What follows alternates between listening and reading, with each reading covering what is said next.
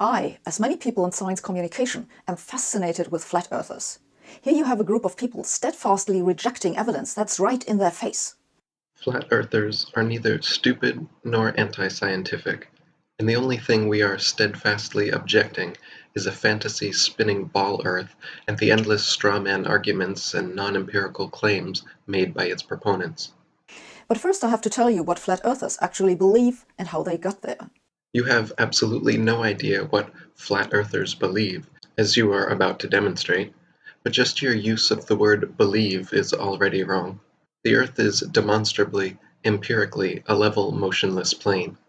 The natural physics of water objectively proves this, and everyone who has ever lived has experienced themselves existing upright on a motionless level plane.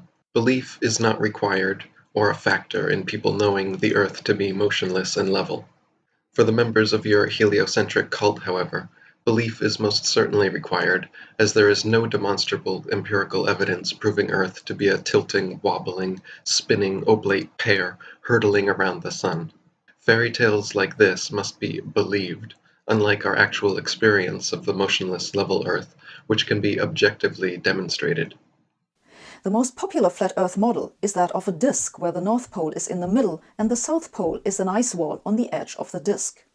They mostly agree, though, that gravity does not exist and that the observations we normally attribute to gravity come instead from the upward acceleration of the flat Earth. The statement that flat earthers mostly agree the effects of gravity are caused by an upward accelerating flat Earth disk is the most blatantly dishonest thing said in this presentation.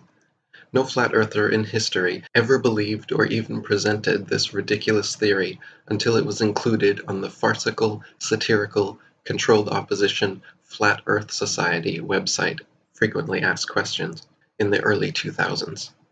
I have not found a single flat earther outside of the Flat Earth Society who believes or promotes that misinformation, and the tens of thousands of flat earthers on my channel will back me up on this. Please comment below if anyone actually believes Earth is an upward accelerating disk. The actual explanation for the effects of so-called gravity are as follows. Quite simply, objects fall or rise based on their relative density to the medium surrounding them. Apples fall because they are denser than the air, while helium balloons rise because they are lighter. No gravity necessary. This is why raindrops fall down through the air and air bubbles rise up through water. Everything seeks its relative density and rises or falls until settling accordingly.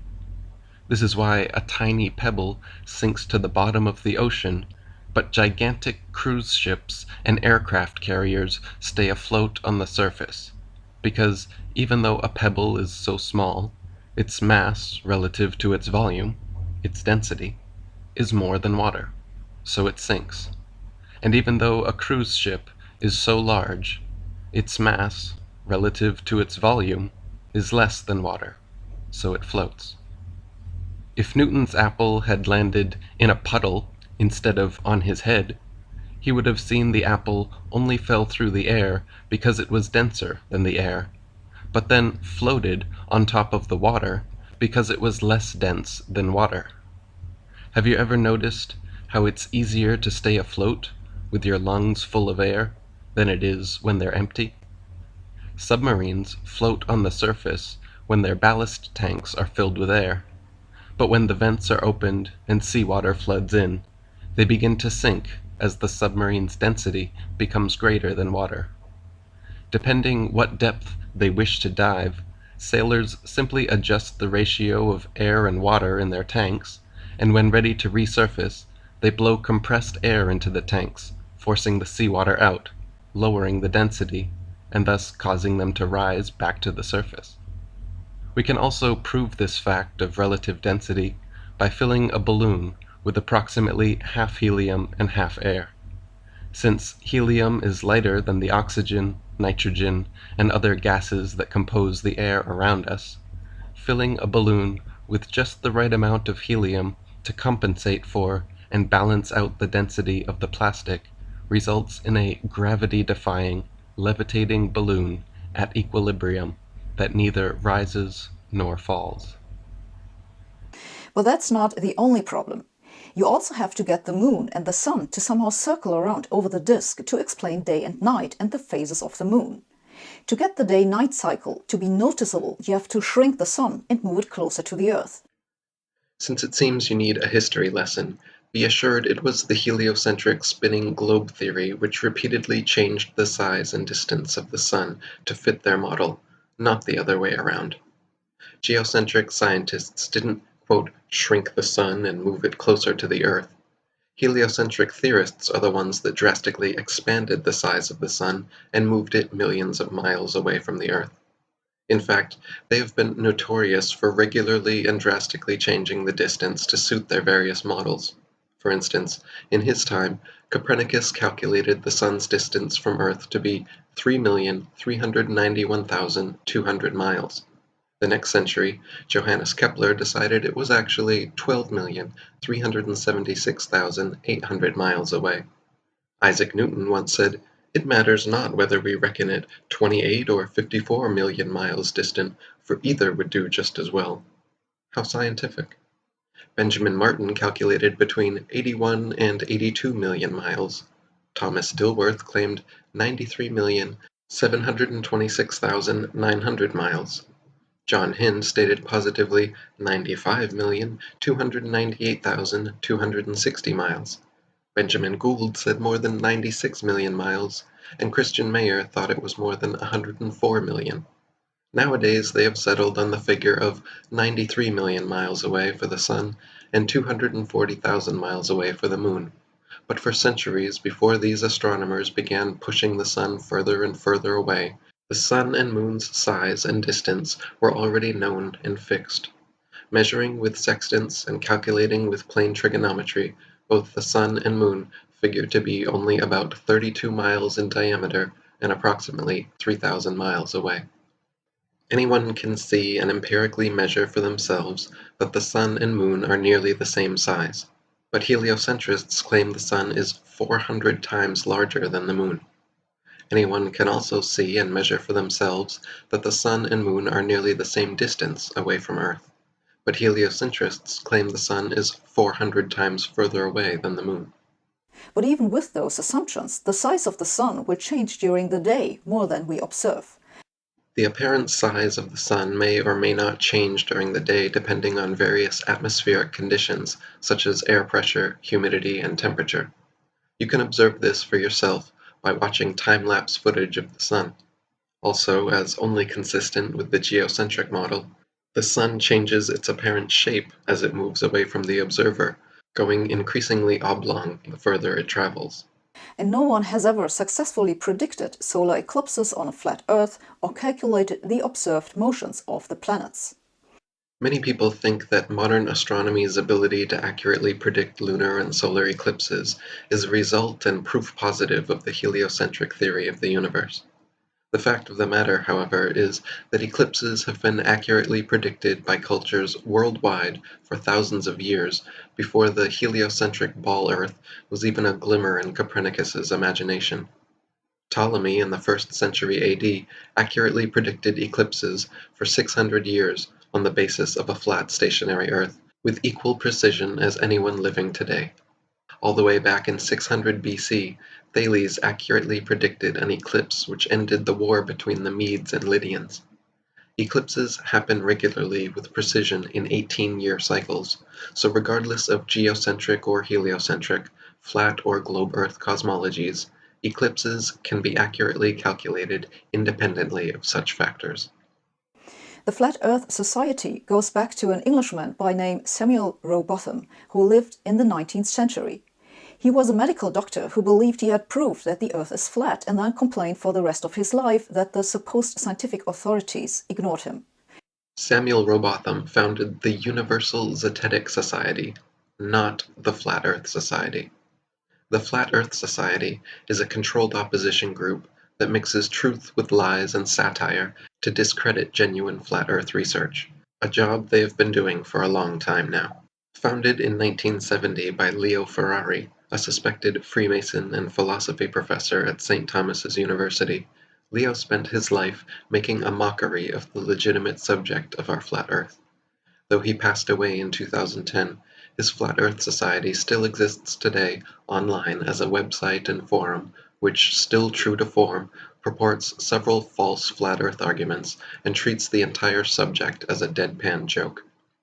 After Rowbotham's death in 1884, the flat Earth idea was carried forward by another British guy, Samuel Shenton. In 1954, Shenton created the International Flat Earth Society. Few people cared. He died in 1971. After his death, the Flat Earth Society was taken over by the US-American Charles Johnson. But even after the advent of the internet, flat earthers did not attract much attention. Johnson died in 2001, at which point the Flat Earth Society had 3,500 or so members. The job then fell to another American, Daniel Shenton, who is not related to the earlier Shenton, but whose logic falls right in line. The IFERS, the International Flat Earth Research Society, was the spiritual successor to Rowbotham's Universal Zetetic Society, and neither of these had anything to do with the Flat Earth Society, which you keep claiming and whose logo you keep showing. Rowbotham, Shenton, and Johnson were the original operators of genuine flat Earth groups long before Leo Ferrari created his farcical Flat Earth Society in 1970. After Johnson and Ferrari's deaths, Daniel Shenton took over the satirical organization and has been running it ever since, ruining the good names and work of the original International Flat Earth Research Society and Universal Zetetic Society. To give an idea of how the controlled opposition works, consider the example of Leo Ferrari's pumpkin-sized rock he would always take during interviews and lectures, claiming he brought the stone back from the edge of our flat Earth. He would say with a huge smirk on his face how his boat had fallen over the edge, but he was luckily saved by hanging onto this rock. Clearly, treating our flat Earth in this tongue-in-cheek way discouraged people from taking the matter seriously. Ferrari's entire shtick involved approaching the flat Earth subject from every angle except the rational and scientific. Shenton had the idea to set up a wiki page for the flat Earth community. Still, no one cared, but in 2016, everything changed. What happened in 2016 is that a few devout flat earthers put up videos here on YouTube. And that really got things going by way of recruiting new believers. Not to toot my horn, but the modern flat Earth resurgence, the moment when the flat Earth tides shifted and the exponential growth of the current movement began, as shown by Google Analytics, was clearly around and after November 2014, the exact month when I exploded all of my flat Earth research onto the internet. In November 2014, I published the first pro-flat Earth book written in 50 years, The Flat Earth Conspiracy, along with several popular articles and videos on the subject, garnering over 40 million views on my first channel alone, began giving radio interviews, restarted Charles Johnson's IFERS, and soon published 200 Proofs Earth is Not a Spinning Ball, to this day the most viewed flat Earth video and most read flat Earth book of all time.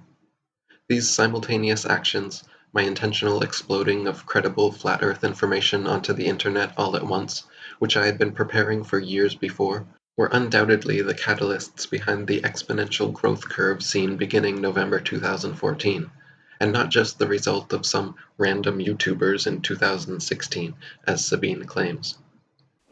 There is no appealing to authority here. You have totally yourself collected all this evidence about how society works. You have also yourself collected lots of evidence that science works. Any airplane, any laptop, any pair of glasses is evidence that science works. It's evidence that the system works. It's evidence for how the whole world works.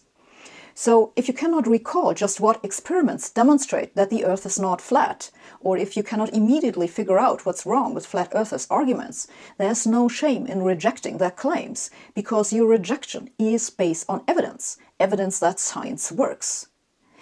So for anyone having trouble following Sabine's logic, eyeglasses and laptops exist, therefore the Earth is a spinning globe. And if you cannot articulate why you believe such a ridiculous, non-empirical, non-demonstrable claim such as bodies of water clinging to and wrapping around the underside of a tilting, wobbling, spinning sphere, don't be ashamed because, quote, science works.